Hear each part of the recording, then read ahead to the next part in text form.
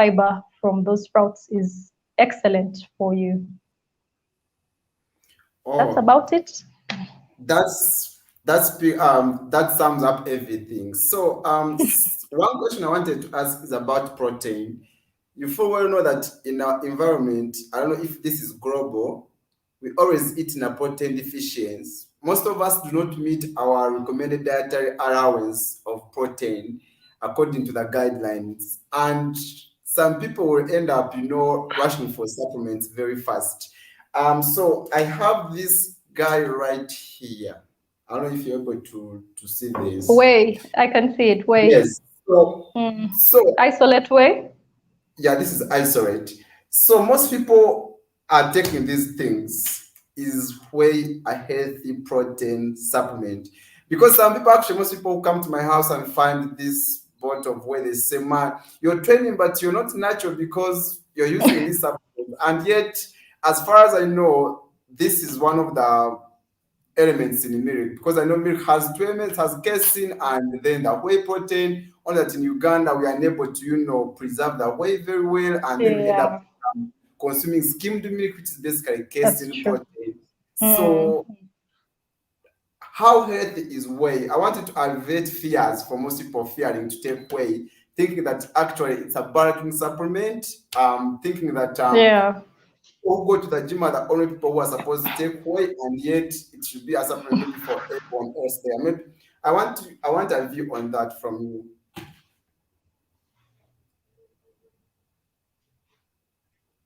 Okay, so when it comes to whey, especially if you get isolate whey, that is the most absorbable form of this particular protein. That's really healthy for our bodies. But the thing is, we have different physical activity levels. So you might find, Geros he goes hard in the gym. So, he's working out, he's doing all this, and he might have a higher requirement for protein.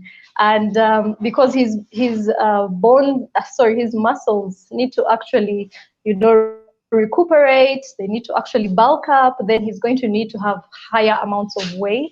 But whey protein is also very essential for the normal, you just have a mediocre physical activity level, or you're the lazy couch potato. Whey protein is really important, because we already talked about how important protein in itself is. Now imagine you have the most absorbable form, the most bioavailable form of it. That is the one, isolate whey.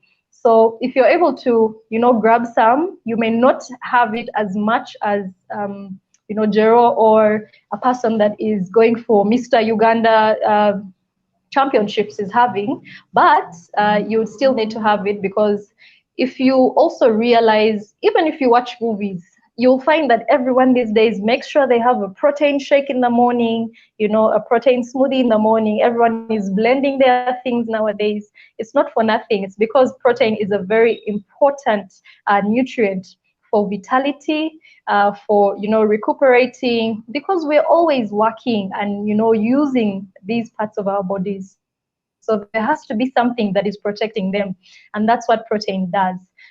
So if you can have, a form that is the best loved by your body, in this case isolate whey, then you definitely go for it. Definitely go for it. And absolutely. So someone was telling me that he thinks whey is unhealthy, but then taking lacto milk, which is powdery, taking needle, which is powdery, is now healthy and natural. So it was like a bit of a contradiction. So but because they didn't have a lot of information about whey, and I think it's upon us to actually put this information out there so that people know the importance of consuming adequate protein, because as we age, sarcopenia sets in, all loss of muscle mass. So if you're 50 years and then you've lost almost all your muscle mass, then you're going to accelerate the aging quicker, because the more muscle you have on yourself, the more lean you are, the healthier you are. And for it to become lean, to have more muscle, if you're a man, you must take adequate protein. So if you're not taking protein now adequate, because I understand it's really tricky to get enough protein from our foods. I mean, It is. to be, like you said, you can't Not get just enough. protein, by the way. So many of our, foods nowadays are quite deficient. They're not the type that we used to have ages ago, the more authentic types. So there's a lot of factors that come into play. So absolutely. So if you feel you're not consuming, and again, I need to set it clear, supplements do not replace food. Like the name says, they are supplements. So you still need to get much more of your essential nutrients from whole foods, like she said. But then in instances, on some days when you feel you have not taken in the required amount or recommended dietary allowance of protein, then a whey shake or something, I think will quickly give you the amount of protein that you need. Yeah, so that's the reason we find most people are taking supplements, because you are unable to get the adequate from the foods we eat. And like she said, you can't that's get why they adequate were made, actually. Absolutely, and you can't get adequate protein from plant-based, like she said, because their biological value is a little bit down. And if you're not comfortable, consuming a lot of meat out there, that would be good, but then that has a lot of carbohydrate, it has a lot of fat, and this is protein that has been gotten from milk. It has been filtered out. I mean, all the sugars have been removed, all the fat has been removed, and what you're remaining with is good protein that has a high biological value, that satiating, and it's going to help you build your lean muscle or help you keep lean. I've lost Amanda for a second. I think she's coming back. But hey, if you have any questions, please let me know. Still, we need to allay fears about these supplements. Some supplements are good, and again, some are bad. So before you start consuming a certain supplement, you actually need to. I'm so sorry. I pressed something by mistake. Yes, so I was saying that yes, supplements are good out there, but then these supplements, not every supplement on market is actually healthy for you. Yourself, you need to make sure that you do the adequate research, make sure that the supplement you're taking has been researched about. There's so many research papers on it and has been regarded as healthy for you. Like whey, stuff like creatine, casein, a lot of research has been done on these supplements, and vitamin D. So basically, before you start consuming something, you need to read about it, make sure that there's a lot of literature about something that you're taking. That's the whole point. But what you are saying is, whether you take supplements or not, you need the adequate amount of these macronutrients. You need to be consuming the right carbs, the right fats, and the right protein. So there's something we haven't talked about and emphasizing: fats. As of late, everyone wants to reduce fat. Everyone wants to lose fat. And they think fat is actually not important to them. And they regret for having, gained all this fat. So how should someone approach fat loss? Because they think eliminating all fat containing foods in their diet is the best way to go, but then they still need fat. So how do you advise such kind of a person who is on a weight loss journey, on a fat loss journey, and then they have all these fears about eating fat, and now which fat is healthy, which fat is unhealthy? So how do you help such kind of a client? Yeah, I know fat has been abused. I feel it has been mistreated, because everyone says fat is bad. And yet fat is actually one of the essential nutrients for your body to function. Fat is what keeps us warm, helps regulate our body temperature. It actually protects very vital, organs inside our bodies.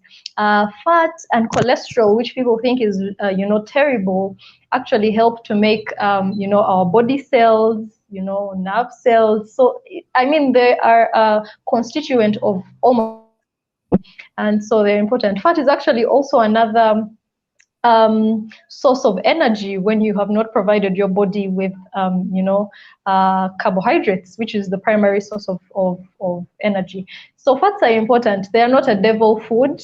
It's just that I think with the coming of, maybe civilization and industrialization, we have really abused it and just overworked fat. So everything, because fat has that very acceptable flavor and aroma, it usually is your best bet as a manufacturer to attract clients and therefore making money. So it's a money making, nutrient or food constituent.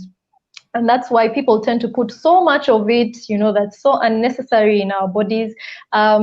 However, there is healthy fat and the unhealthy fat. So we need to be looking out for that. Remember how we talked about, having your animal products, because there's excellent protein, there's excellent zinc, there's excellent iron in there. But then also there is saturated fat, which is the bad type of fat, and you need to be, keeping it at bay. So, just eating those animal products, yes, but on the low. So having more of your plant-based, but not forgetting to have your animal products is a very important, aspect of, weight loss. Another way for someone that is actually trying to lose weight is, have these proteins, but have them when they have been skinned, or for example, chicken. You have your chicken which has no skin, because there's so much fat, cholesterol actually embedded in there. So you're trying to lose weight, don't miss out on the good protein because you are so worried about fat. You might want to just maneuver through, you have your meat, just what do we call it? We make it lean by removing the visible fat.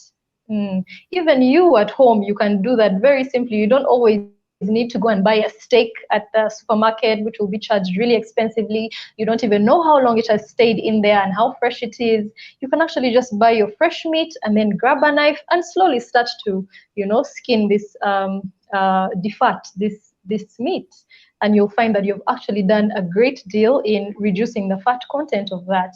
If you're using eggs, for example, you might want to have less of the yolk and do a lot more of the white, because there's a lot more to benefit from there. It's albumin than just having the egg yolk, which has a lot more cholesterol in there. So yes, fat might be a contributing factor for you gaining weight, but it's also important in keeping the balance. When it comes to having a balanced diet, you still need fat.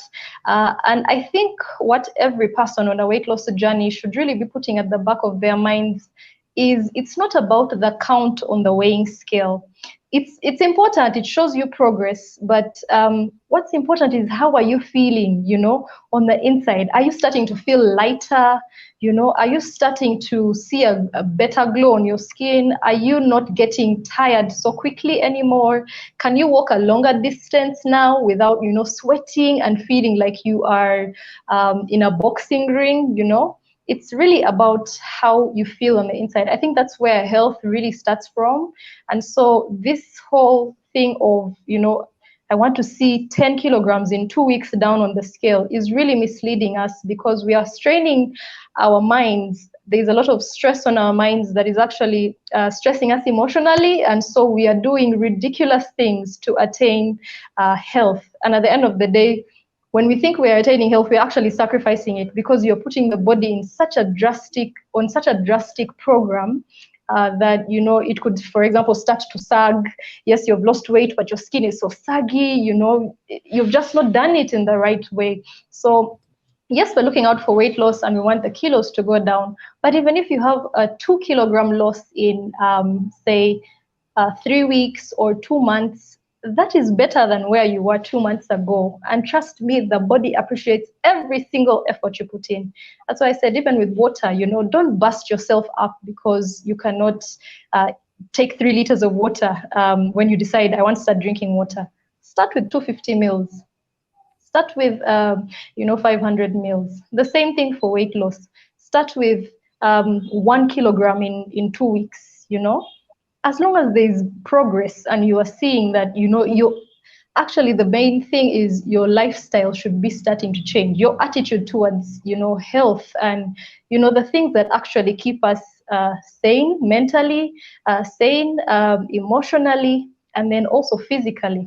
That's what really matters, because if on the long term your lifestyle is supportive of health, trust me, you'll probably lose all the weight you wanted. Maybe you're 30 now, you'll probably lose all the weight you initially wanted to lose by the time you're 40. But guess what? You would have lost it at 40. And the body would definitely be, showing you the signs of, progress, the signs of, betterment generally in terms of your productivity and, how you're using this food and utilizing it. You'll have better sleep, you'll have better focus. You might keep so many diseases, far off, the dementias, all these other illnesses that start to affect us when we are older, just because of a plan or a journey that you started probably 10 or 15 years ago. So I think we need to cut our bodies some slack and look at the progress. So how far have we come? Have we registered some achievements, small or big? It doesn't matter as long as it's an achievement. Oh, thanks so much. That was a whole of a free lecture that was not supposed to be free, but hey, it's free because you're amazing viewers. So I think that's pretty much about what we wanted to talk about. But also, there's something I think these guys right here. So someone was telling me, oats. What happens if you eat oats every day for 30 days? Including them in your diet. It can be a shake. You can blend them with other things, or you can. I know there are so many other ways of eating oats. So someone asked me this question today morning, and I think you addressing this would give them an insight. How healthy are oats, and how can someone consume them? Okay. Oats are one of the very healthy alternatives we usually recommend when we are making diet plans for clients, because usually it's a whole food, so it has a lot of, even when you taste them, you can feel a bit of the huskiness in them.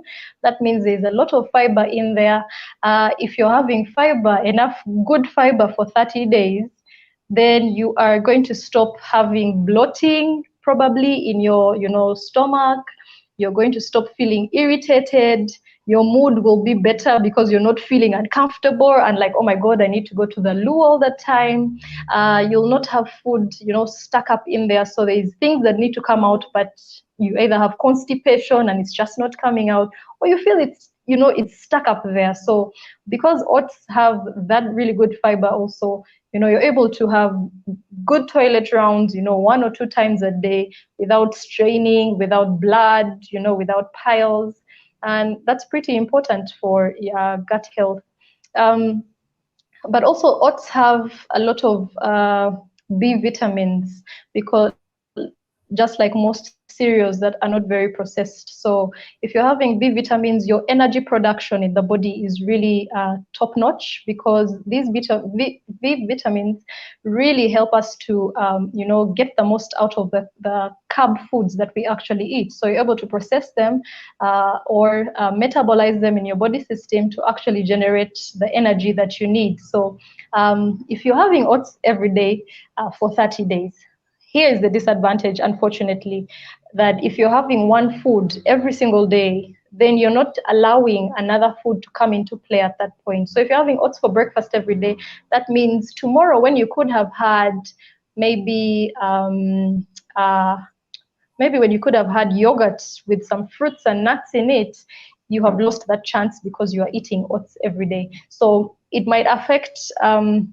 your diet diversity, but also at the end of the day, it's way better because you will have food moving through your system. You'll have better toilet rounds. You'll not have constipation. You'll lose weight if that's what you were aiming for. So coupled with other weight loss foods, this will really help you lose weight. You will also be shedding out, any excess gas that may be making you uncomfortable, and then you'll also be feeding the healthy gut bacteria that is honestly the fundamental of stomach health. So yeah, that's odds for you. Yeah, thanks so much. I mean, we could go all the way for over 3 hours. I've actually realized we've been here for over an hour, so it's just fast spent.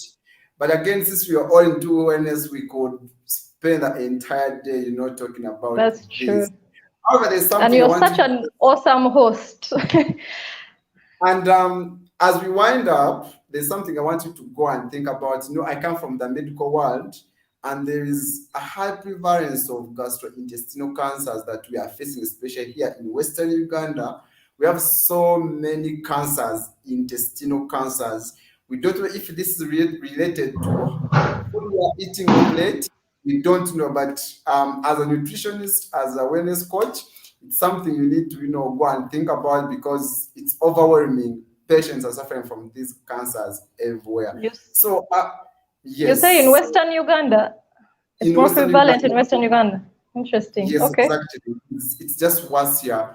We're thinking a lot of aflatoxins. Is it related to the foods we are consuming and all that? So it's something I think we should give a thought. And then lastly, what are your parting shots?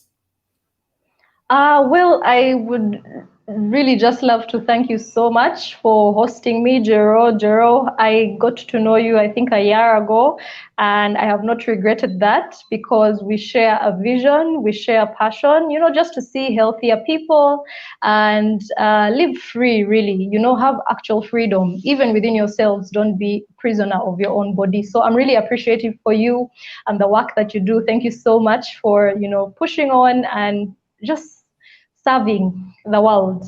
Then for the audience, thank you so much for just tuning in and also being very enthusiastic about what's good for you. That is health at the end of the day, which brings wealth for us. So I'm so glad that you were able to tune in and just join us and ask your questions and just chill with us here.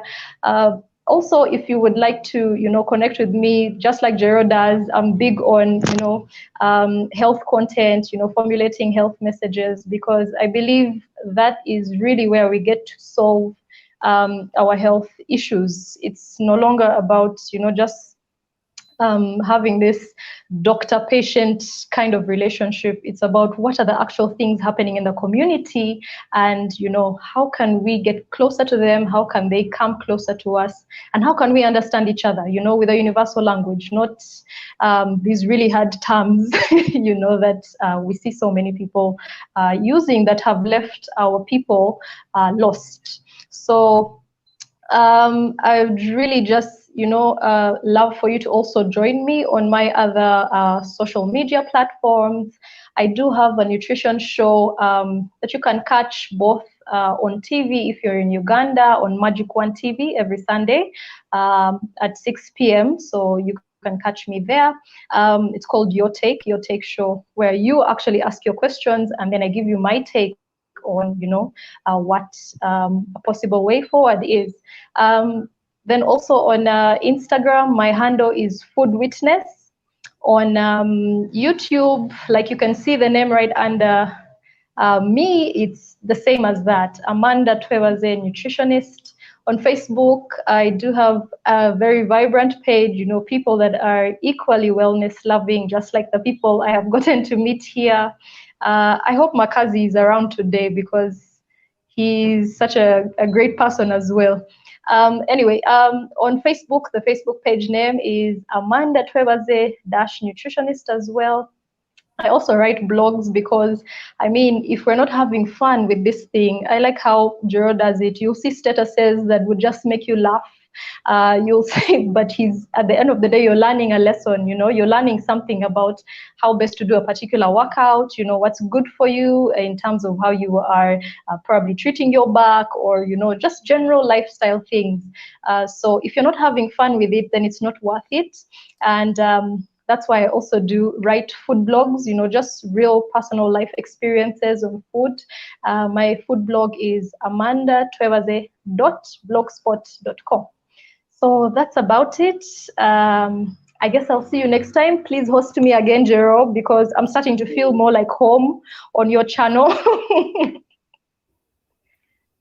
Yeah, absolutely. And that's from, and as always, I'll put all the links to her pages in the description so that whoever is coming to watch this live later can actually go and follow you on all your platforms. And as always, I'm just looking forward to hosting you again as usual. So many topics out there to talk about. And for today, I want to thank you beyond measure for this. And as always, see you in the next one. Bye. See you. Bye bye.